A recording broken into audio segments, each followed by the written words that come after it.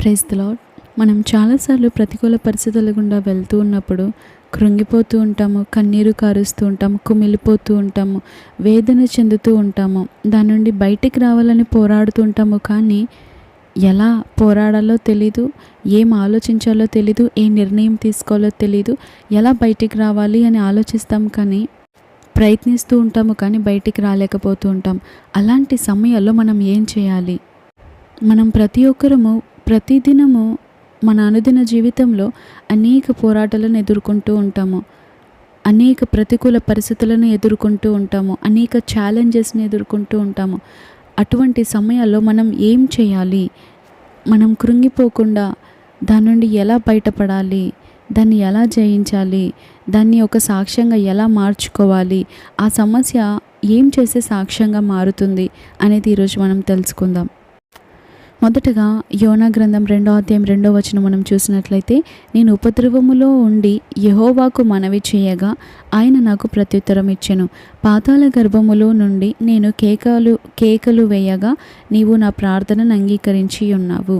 స్తోత్రం దేవ సర్వోన్నతుడ. నేటి వాక్య భాగం ద్వారా మీరు మా అందరితో మాట్లాడి బలపరచమని సమస్త మహిమ ఘనత ప్రభావం మీకే ఆరోపిస్తే ఈ నామములో ప్రార్థించిన మీ అడిగి పొందుకొని ఉన్నామా పరమ తండ్రి, ఆమేన్. హల్లెలూయా. ఇక్కడ మనం ప్రవక్తయగు యోనాకు అది ఒక క్లిష్టమైన పరిస్థితి ఎదురైనట్లు మనం చూస్తున్నాం. అది ఒక జీవన్ మరణ పోరాటం. ఏం చేయాలో దిక్కుతోచని పరిస్థితి. దైవచిత్తమును అతిక్రమించి తర్షీషు పట్టణానికి ఆయన ప్రయాణం చేస్తూ ఉన్నాడు. కనుక అతడు ప్రయాణం చేస్తున్న ఓడ కొన్ని కారణాల చేత ఆ తుఫానులో కొట్టబడుతుంది. సముద్రం మరింతగా పొంగుతూ ఉంటుంది. దానికి కారణం ఎవరా అని చీటీలు వేసినప్పుడు దానికి రీజన్ యోనా అని అక్కడ వారు గ్రహించినప్పుడు యోనాని తీసి సముద్రంలో పడవేస్తారు. అక్కడ అది ఒక తిమింగలం వచ్చి యోనాను మృంగుతుంది. ఈ స్టోరీ అంతా మనకు తెలుసు కదండి. 3 రాత్రులు 3 పగళ్ళు యోనా తిమింగలం కడుపులో ఉంటాడు. ఆ పరిస్థితుల్లో మనము ఒక్కసారి ఉన్నట్లు ఆలోచించుకోండి. ఆ పరిస్థితుల్లో ఒకవేళ మనం ఉంటే ఎలా ఉంటుంది? చావా బ్రతుకా అని తేల్చుకోలేని స్థితి కదా అది. ఇక భూమి మీద జీవించదమన్న నిరీక్షణ కూడా యోనాలో నుండి తీసివేయబడిన స్థితి అది. యోనా తన హృదయ వేదనను అక్కడ వివరిస్తున్నాడు. అది యోనా గ్రంథం 2వ అధ్యాయంలో వ్రాయబడి ఉన్నది. ఈ స్టోరీ అంతా మనకు తెలిసిందే కదండి. అయితే చివరికి యోనా ఒక మంచి తీర్మానం తీసుకుంటాడు. ఒకవేళ ఈ చేప కడుపులో నుండి నేను భూమి మీదకి బయటికి వచ్చినట్లయితే కృతజ్ఞతాస్తుతులు చెల్లించి నేను నీకు బలులను అర్పింతును. నేను మొక్కుకొనిన మొక్కుబలను చెల్లింపక మానను. యెహోవా యొద్దనే రక్షణ దొరుకును అని యోనా గ్రంథం 2వ అధ్యాయం 9వ వచనంలో ఉంటుంది. అలా అతడు ఎప్పుడైతే ఒప్పుకుంటాడో, ఎప్పుడైతే తీర్మానం తీసుకుంటాడో, ఎప్పుడైతే ఆ 2 మాటలని ప్రార్థిస్తాడో, ఆ ద వెరీ నెక్స్ట్ వర్స్లోనే యోనా గ్రంథం 2వ అధ్యాయం 9వ వచనంలో తీర్మానం తీసుకున్నాడు. 10వ వచనంలోనే దేవుడు ఒక గొప్ప కార్యాన్ని జరిగించాడు. అంతలో యెహోవా మత్స్యమునకు ఆజ్ఞయ్యగా అది యోనాను నేల మీద కక్కివేసెను. హల్లెలూయా. నేడు మీరు కూడా ఒకవేళ యోనా వలె ఉన్నారేమో. కొన్ని తప్పిదముల ఫలితముగా సమస్యలో చిక్కుకొని ఉన్నారేమో. శాంతి లేక, సమాధానము లేక, నెమ్మది లేక, కృంగుబాటు, కన్నీరు, ఎటు చూసిన దిక్కుతోచని పరిస్థితులు, చావు బ్రతుకో తేల్చుకోలేని పరిస్థితులు, సరిగ్గా ఆలోచించలేక, ఏ మార్గాల్లో వెళ్ళాలో తెలియక, ఎటు చూసిన ఏదో రకమైన శోధన, వేదన, మనశ్శాంతి లేక, అనారోగ్యము వెంబడి అనారోగ్యము, ఎటు ఎంత కష్టపడినా కూడా చిల్లు సంచులు వేసినట్లు అనేక రకాలైన ఆర్థిక ఇబ్బందులు, అప్పుల బాధలు, అవమానాలు, నిందలు ఇవన్నీ మీ జీవితంలో చోటు చేసుకుంటూ ఉన్నాయా? సంతోషము, ఆనందము, నెమ్మది లేని పరిస్థితిని అనుభవిస్తూ ఉన్నారా? అయితే ఇటువంటి పరిస్థితుల్లో మనం ఏం చేయాలో తెలుసా? కృంగిపోతూ కన్నీరు కరుస్తూ బాధతో ఒక మూలన కూర్చొని, లేకపోతే ఎవరికి కాల్ చేసి చెప్దామా, ఎవరితో మాట్లాడదామా, ఏ పాస్టర్ గారికి నా సమస్యనంతా వివరిద్దామా, ఏ మనిషి దొరుకుతాడా, ఏ బంధువు దొరుకుతాడా, ఏ మిత్రువుతో మాట్లాడదామా అని ఇలా వెతకడము కంటే దానికి బదులుగా మనకు పరిష్కారం ఇచ్చే దేవుని దగ్గరికి వెళ్ళి ఒక తీర్మానం తీసుకొని, అయ్యా నా పరిస్థితి ఎలా ఉన్నప్పటికీ నీవిక అసాధ్యం అంటూ ఏదీ లేదు, నా పరిస్థితిని నువ్వు మార్చగలిగిన సమర్థుడవని మనం ఎప్పుడైతే స్తుతిని మనం ప్రచురపరుస్తూ ఉంటామో, ఆయనను గొప్ప చేస్తూ ఉంటామో, మన సమస్య మాయమైపోతుంది. హల్లెలూయా. స్తోత్రం స్తోత్రం అని చిలక పలుకుల వల్ల, ఒక టేప్ రికార్డులోని మాటల వల్లే కాదు, హృదయ అంతరంగంలోనే మనం దేవుని స్తుతించాలి. అప్పుడు మాత్రమే కార్యం జరుగుతుంది. ఒక సహోదరికి ఒక తీవ్రమైన పొంగు వ్యాధి వస్తుంది. తను మంచం పట్టిన స్థితిలో ఉండగా సహాయం చేయడానికి తనకి ఎవ్వరు లేరు. తనకు ఒక చిన్న పసిబిడ్డ కూడా ఉంది.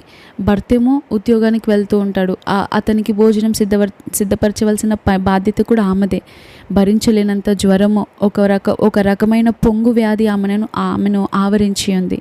ఆ వ్యాధి ఎంతో ఆమెకు నెమ్మది లేకుండా, సమాధానం లేకుండా, ఎంతో దుఃఖకరమైన పరిస్థితిని ఆమె అనుభవిస్తుంది. అప్పుడు దేవునితో ఇలా అంటుంది, ప్రభువా, నాకెందుకు ఈ వ్యాధి వచ్చింది? నా జీవితంలో దీన్ని ఎందుకు అనుమతించావు? నేను సరిగ్గానే బ్రతుకుతున్నాను, నీతిగా ఉన్నాను, ప్రార్థిస్తున్నాను, అన్నీ చేస్తున్నాను కదా, దశం భాగం ఇస్తున్నాను, నేను నీ సన్నిధికి రెగ్యులర్గా వస్తున్నాను, నేను ఎప్పుడు మానలేదే, నేను అన్ని విషయాల్లో కరెక్ట్గా ఉన్నాను కదా, నేను సరిగ్గా బైబిల్ చదువుతున్నాను, వాక్యానుసారంగా అయినా నా జీవితంలో ఇది ఎందుకు అనుమతించావయ్యా అని ఆమె ప్రార్థిస్తూ ఉంది, దేవుని అడుగుతూ ఉంది. అప్పుడు దేవుడు ఒక ఖాళీ గంపను చూపించాడు. ఈ ఖాళీ గంప ఖాళీగా ఉంది. ఎందుకో తెలుసా? నీ నోట స్తుతి లేదు, నువ్వు సనుగుతూ ఉన్నావు, నీ గొనుగుతూ ఉన్నావు, నీ పరిస్థితిని బట్టి నువ్వు కొన్నిసార్లు సనుగుతూ ఉన్నావు, అందుకే నీ స్తుతి మాయమైపోయింది. నీ స్తుతి నీ నోట లేదు కాబట్టి ఈ గంప అంతా ఖాళీ అయిపోయింది. ఈ గంప ఖాళీ అవ్వడము కారణంగానే నీ జీవితంలో ఈ సమస్యలు. ఈ గంప ఖాళీ అయింది కాబట్టి నీ జీవితంలో ఈ రకమైన వేదన ఎదుర్కొంటున్నావు, ఈ రకమైన శోధనలు ఎదుర్కొంటున్నావు, ఈ రకమైన అపవాది నిన్ను దాడి చేస్తున్నాడు. ఈ గంప నింపు అని ఎప్పుడైతే దేవుడు సెలవిచ్చాడో, ఆమె అదే అర్ధరాత్రి 1 గంటకు లేచి, ఆ మెలకువ రాగానే, ఆ దర్శనం కల రాగానే 1 గంటకు అర్ధరాత్రి లేచి ఆమె ప్రభు సన్నిధిలో మోకరించి దేవుని స్తుతిస్తుంది. అయ్యా, నా తప్పిదాన్ని నేను ఒప్పుకుంటున్నాను.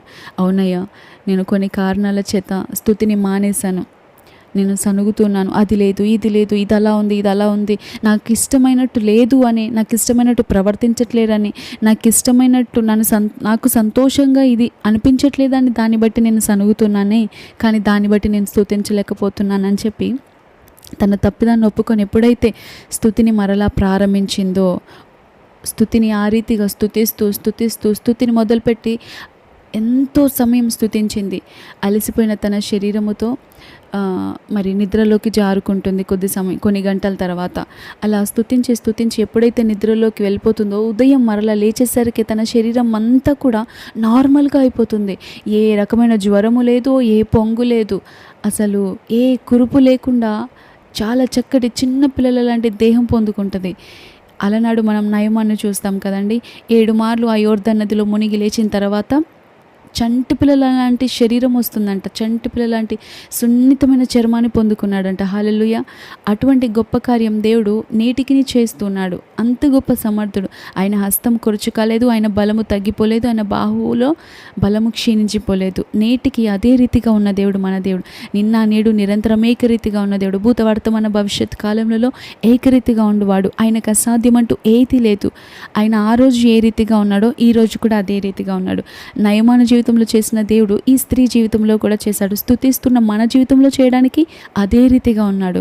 ఈ స్త్రీ ఎప్పుడైతే దేవుని స్తుతిస్తుందో దేవుని గొప్ప కార్యాన్ని పొందుకుంది. అంత మాత్రమే కాదు, నూతన శక్తితో ఆమె నింపబడింది.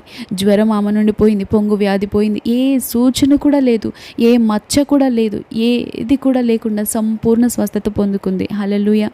స్తుతి స్తోత్రముల ద్వారా దేవుని మనం సంతోషపెట్టవచ్చు.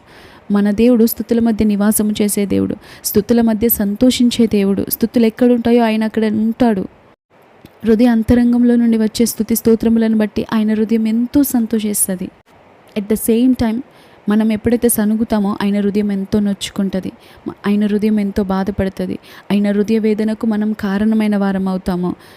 అందుకే ఎప్పుడైతే ఆయన వాక్యం సెలవిస్తుంది కదా, కీర్తనల గ్రంథం 69:30 కీర్తనలతో నేను దేవుని నామమును స్తుతించెదను, కృతజ్ఞతాస్తుతులతో నేను ఆయనను గణపరచెదనని దావీదు పలికాడు. కాబట్టి దావీదుకు వలె మనము కూడా ఆయన ద్వారా మనము దేవునికి ఎల్లప్పుడూ స్తుతియాగము చేద్దాం. ఆయన నామమును ఒప్పుకుంటూ మన జిహ్వలమైన కర్పిద్దాం. జీవితంలో పరిస్థితులు ఏ రీతిగా ఉన్నప్పటికీ, ఎంత ప్రతికూలంగా ఉన్నప్పటికీ మనం స్తుతిస్తున్నప్పుడు ఇంకొన్నిసార్లు ఇంకా క్లిష్టంగా మారుతూ ఉంటాయి పరిస్థితులు. వెంటనే ఒక్కొక్కసారి జవాబు రాదు. కొన్నిసార్లు వెంటనే జవాబు వస్తుంది. కొన్నిసార్లు ఆ పరిస్థితి ఇంకా కఠినంగా అయినట్లు అనిపిస్తూ ఉంటుంది. అయ్యో, నా పరిస్థితికి పరిష్కారం వస్తుంది అనుకుంటే ఇంకా ఇంత దరిద్రంగా తయారైంది అని బాధపడకుండా, దాన్ని బట్టి దిగులు చెందకుండా, దాన్ని బట్టి స్తుతిని పక్కన పెట్టకుండా, దాన్ని బట్టి దేవునిపై సనగకుండా గొనుగకుండా, ఆయనని ప్రశ్నించకుండా, బాధకు మనం చోటు ఇవ్వకుండా, అపవాదికి అవకాశం ఇవ్వకుండా ఆయనను మరింతగా స్తుతించాలి. హల్లెలూయా. ఎందుకో తెలుసా? ఎప్పుడైతే ఇంకా కఠినమైందో మన పరిస్థితి, మన స్తుతి అధికమైనప్పుడు రెండంతల ఫలితం పొందుకుంటాం. కాబట్టి ఏ రీతిగా మన పరిస్థితి మారినప్పటికీ, ఎంత ఘోరంగా నీచంగా మారినప్పటికీ ఆయనను స్తుతించటం మానవద్దు. ఈ ఆగస్టు మాసం అంతా కూడా ఆయనను నిత్యము స్తుతిస్తూ, ఆయనను సంతోషపెడుతూ, ఆయనకు సమీపంగా బ్రతుకుతూ ఆయనను గణపరుద్దాం. మనం అడిగే వాటన్నింటికంటే, ఊహించే వాటన్నింటికంటే అత్యధికంగా ఇచ్చే దేవుడు. మనం స్తుతిస్తుండగా మన ప్రతి అవసరతను ఆయన మహిమైశ్వర్యం చొప్పున తీర్చే దేవుడు. నిత్యము ఆయనను స్తుతిస్తూ ముందుకు సాగుదాం. అట్టి కృపా భాగ్యం దేవుడు మనకు అనుగ్రహించి నడిపించును గాక. Amen. Thank you all. Praise the lord.